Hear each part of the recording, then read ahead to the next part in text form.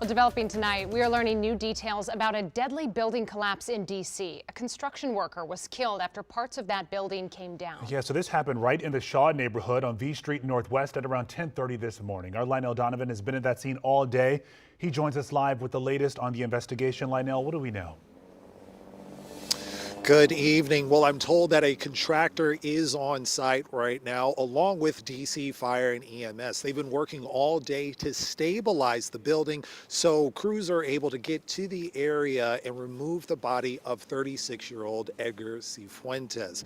I'm also told that the row house, that the collapsed portion of the building was also vacant at the time of the collapse. Now, earlier this afternoon, members of Cifuentes' family actually showed up demanding answers, but that led to a conversation that left them devastated. We're like 2 days before Christmas.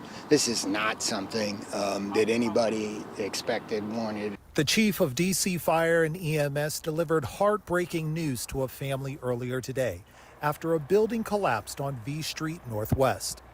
Fire crews received the call just after 9:30 this morning and arrived to find a two-story row house that was being renovated lying in rubble. But then they received even worse news. There was a worker trapped.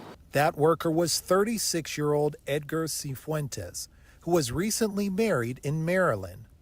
Despite life-saving attempts, Cifuentes was eventually pronounced dead at the scene. Now those closest to him want answers and wonder why more wasn't done to make sure the building was safe to work in. It's like nobody came to evaluate the situation because it's a whole wall that fell off. Now crews are working to make sure the building the collapsed row house was attached to is stable and investigate what went wrong during construction.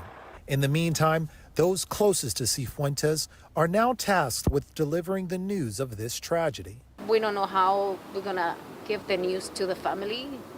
He's from Guatemala. It's devastating. Now, the director of Department of Buildings was also here today. He tells us that construction has been going on for around a month now, and his department is going to be looking into any discrepancies between what was permitted to happen here and the work that was actually being done on the building. Meanwhile, Edgar is survived by a teenage daughter.